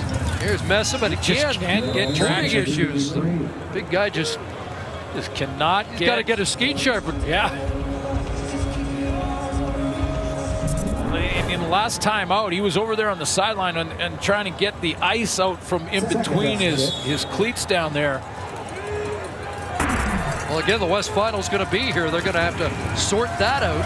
Here's Stanzi, and he changed his mind in the last second and missed Messam, who was open out of the backfield. Messam at 6'3", though, he's taller, and it's a higher center of gravity for him. Big power back, but can also jump, make you miss when the conditions are good. But he has had traction problems tonight. Maybe it's a different type of shoes. If it's the same in the West Final, they'll figure it out. Got a couple weeks to work on it. 11 rushes, 28 yards for Messam tonight. Fogg plays that at his 6. Shouldn't have. Oh, and he got hit by his own man. Big collision down there. Christophe Normand, who was trying to get back to help out, ended up with a friendly fire that brought down Fogg. So there's the issue on the Calgary sidelines. No traction for Messam. Been enough for Andrew Harris to take the rushing lead here tonight. For him, all-time catch leader. It all began here at McMahon. Hand off inside. He's got that Nick Nation. Still proud of him here in Calgary, and they're always tailgating out in the back, and I'm sure they were one of those groups. There were only a few of them out there tailgating, but I'm sure they were one of the groups. Nick Nation, they love Nick Lewis here back in Calgary still, even though he's been in Alouette. It's shirt off your back night here, and the hardcore guys are going to get rewarded, some of them with football sweaters at the end of the night. That'd be another layer. This is a little bit warmer. I know Sarah's got a few layers on. Quarterback keeper for Lefebvre. A flag comes down as he slides safely for a first down, but 2 flags in behind. Holding call upcoming against the Bombers. That was a mistake to not let that ball go in the end zone for the Bombers in the return game with Holding. Winnipeg, number 53. Half the distance to goal, repeat, second down. And inside his 10 and took that football, put the offense in bad field position, and now they're in real trouble because of the penalty. So it starts to compound. And Michael O'Shea now considering whether or not if he doesn't get it here, because coach is always thinking ahead, and it's second and a bunch, give up the 2 and get the field position back, which is what he'll probably do. But have to give the ball to Calgary. Flanders in the backfield. Draw play, Timothy Flanders. And he was dropped around the 9-yard line. And now Michael O'Shea will have to make that decision. Dwayne Norman in on the tackle in at linebacker. We haven't seen much of Alex Singleton since late in the first quarter. Good to see Roy Finch back, though, and I know Calgary Stampeders are happy to have him back. That can be a difference maker right there, your return game in a playoff game. One big return can deflate the opponent in a big, big way. Boy, and he's capable of it on any play. Medlock runs the clock. 2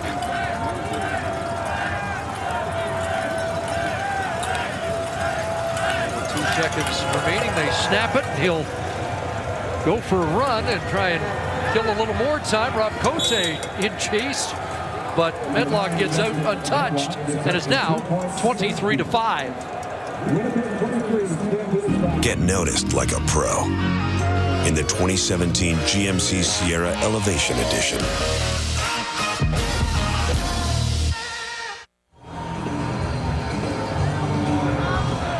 So the Stamps will get the ball back on a kickoff after the safety. And Ricky Stanzi limbers up for another series, and Calgary will try and avoid what has cost them tonight. Sacks and turnovers.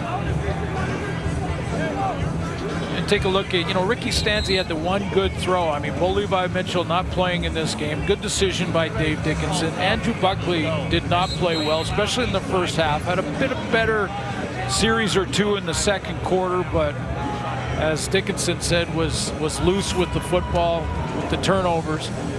Go over to the other side, and Dan Lefevre, has managed the game well, but hasn't really put up the big numbers or any numbers, and I know conditions are part of it, but I don't think the backup quarterback situation on either of these teams have given either coach much confidence just if their starters go down early in a playoff game. The decision desk has not ruled yet, but if this score holds, it'll be the first time in 180 games since 2007 that the Stampeders would have lost 3 straight. First time in 52 games they have not led. And the first time in 50 consecutive home games that they have lost back-to-back. Roy Finch. And now he kicks it outside and just got slowed up. Shane Gauthier, if he doesn't slow him up there might have been some room to roam for Roy Finch.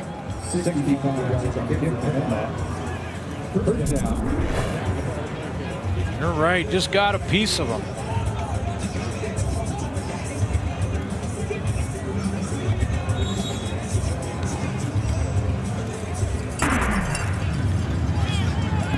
Super slow-mo in the snow. It's awesome. Stamps start at their 44. Messam releases. That one picked off. Easy pickings. Kevin Fogg intended for the former Bomber Rory Kohler, but it's a 7th turnover on the night for the Stamps. Threw it right to him. I mean, this was shocker because go ahead and run it, guys. Watch Ricky Stanzi. Not sure what he was looking at because Fogg just sits right in the throat like he slid over there about a yard. And again, Stanzi locked down on it. Second interception of the year for Fogg, who's moved to that dime back position in the absence of the injured Mo Leggett. I'm on. Good job. I'm on. Oh. Hey, Mama. Hey, Brandon. Hey, Mike. You already know, baby. Makes amends for the return and fielding that ball. And looks like Winnipeg's going to... I was going to say the decision desk is ready. And it should be the first playoff game at home for the Bombers since 2011. Drake Nevis shaken up on that last play, the big defensive tackle. Well, Tristan Oplugo's had a monster game on defense. This entire Winnipeg defense played outstanding. 7 turnovers, 2 scores. Against the backup quarterbacks for Calgary, yeah, but Stampeders now have scored 32 points their last 3 games, 12 in their last 2 home games. Time of the year when you want to get hot. Michael O'Shea's team has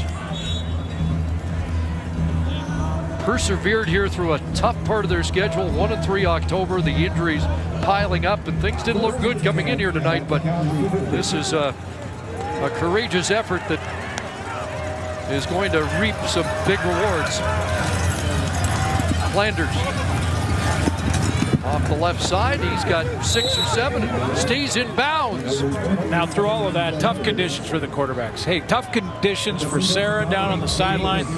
Tough conditions. It's been a great season. Our camera guys down there all huddled up. They have to work through it as well, and they've been toughing it out through the cold, and they can't move around to stay warm. They've got to keep those cameras real still. But good job, man. Way to hang in there in minus 25 wind chill. The 2 guys talking up here have got the heater and the windows closed. Yeah. This heater's not throwing off much heat, but my feet are a little chilly. Second down. And Flanders is going to be short of the first down at the 41. Well, we've hit the 3-minute warning. Regular season finale, a good one for the Bombers. 81 tomorrow at BC Place. Dominic Davis in at quarterback now. Third down, hands off. Flanders with a hole. Got a first down and a lot more. Timothy Flanders is dropped around the 20-yard line with a big run for a first down. Let's go to the sidelines, and here's Sarah Orleski. Thanks, Chris. Well, with only a couple minutes left, and it looks like the Bombers are going to be hosting their first playoff game since 2011. The mood on the sideline here, obviously, one of a lot of happiness with these players. They've seemed loose, though, all game long, really coming in. I mean, we heard Andrew Harris speak at the half about the motivation for this group, and this was a group that wanted to rebound after 2 very tough weeks, and they've done that tonight. Showing some character for sure. First 12-win Bomber team since 2002. Flanders again, dropped by Richardson. Well, they had the edge. Shaken up. They had the edge all night. I mean, and yeah, they had something on the line, so that it's not surprising. But I thought it was real telling when Dave Dixon with Sarah at halftime said, we're not in a good headspace as a team, and that's not just tonight. Bombers earned it. I mean, it's cold. And we're giving you a hint as to the player of the game, but Dickinson he's right. His team for the last 3 Procedure. weeks. Winnipeg, no end. 5-yard penalty, repeat, first down. Lost to Saskatchewan. They go over to Edmonton and lost there, and the Saskatchewan loss was here. And yes, they locked up first place before those games, so that's been the challenge for the Calgary Stampeders. But they've done that before and not lost a lot of momentum, but this team has, and they've got now a couple of weeks to try and get it back. But I still think it was the right decision not to play Levi Mitchell tonight. First and 15 after the alignment penalty. Flanders again, and brought down immediately. Fodders is there. Looked like Randy Cowling also in on the tackle. Dominic Davis mopping it up here.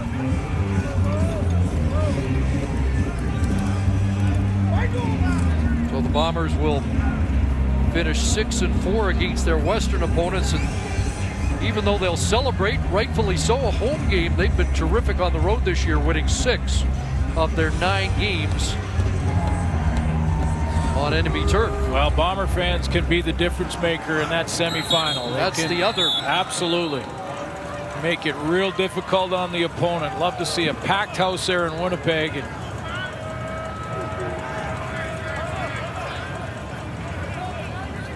Mike O'Shea has not apparently heard from the decision desk. He is going to coach it down to the zeros on the clock. Timeout, Winnipeg. For the game timer, please reset the clock to 1:28. 1:28.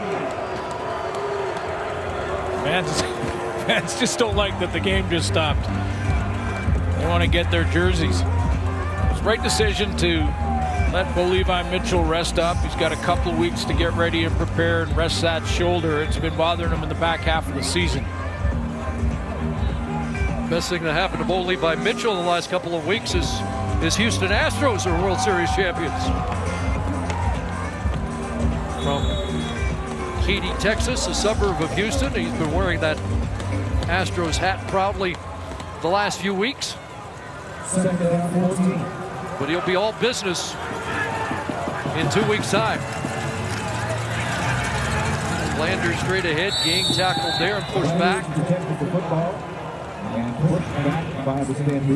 Well, you know, it's funny. It's a different Calgary position now. I mean, last year there were such heavy favorites. Played so well in that West final. It was a three-phase win for them, all three phases of the game to get to the Grey Cup, and big favorites over Ottawa, and then lost that game. They've been thinking about it all year. I would argue they were as heavy a favorite a month ago as they were last year, but not anymore. Yeah, and you know, I think that maybe that's good for Calgary. And just be another team in the playoffs trying to fight to get back to the cup and win it. Just leave the offense on the field on 3rd and 13. Flanders not going to get there. And it will be a turnover on downs. Time for the Nissan Titan Player of the Game. Brought to you by the Nissan Titan, the official vehicle of the Canadian Football League. Even had his teammates promoting him on the sidelines and his own sign tonight. Tristan Opolugo had 3 quarterback sacks, almost a 4th. Jeff Cope beat him to 1. A scoop and score, 6 tackles.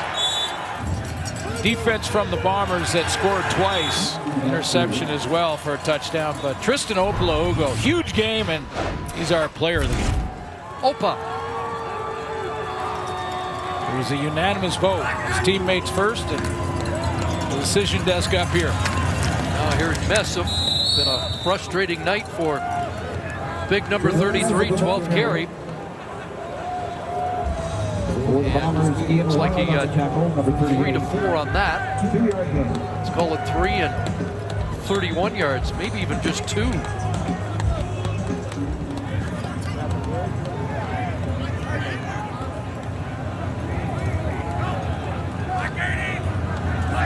Second and 7. Big to Messam, Stanzi in trouble, and Jeffcoat with a sack. Boy, they're pouring it on. Jackson Jeffcoat has his second.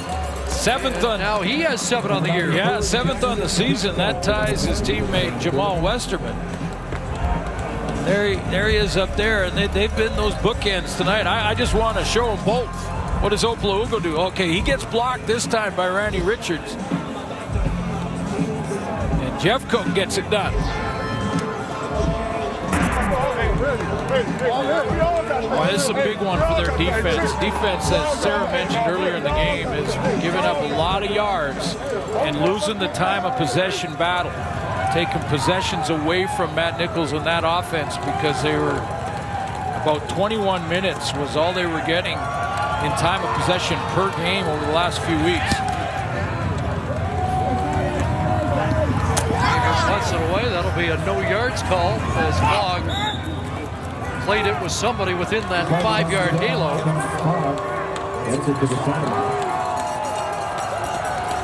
No yards. Calgary, number 31. 15-yard penalty. First down. That's the 7th sack given up by the Stampeders. They've now allowed 30 on the year, and if the Eskimos don't allow a sack tomorrow, Edmonton will claim number 1. Wow. And in that 4-year reign, it's been a rare night when Calgary gives up that many sacks. Well, and the turnovers. It was a season high in the turnovers they gave up as well. Rotten conditions, a rotten night for the home team, but a tremendous night for the visitors as they have punched their ticket for a home date in the 2017 CFL postseason. They will host the Western semifinal, and they will host the winner of tomorrow's game at Mosaic between the Eskimos and the Rough Riders. Mike O'Shea's team wins its 12th of the season. They finished 12-6, and the Stampeders dropped their 3rd in a row and finished 13-4-1. 23-5, the final score. Winnipeg wins it. So long from Bridget McMahon. SportsCenter is next.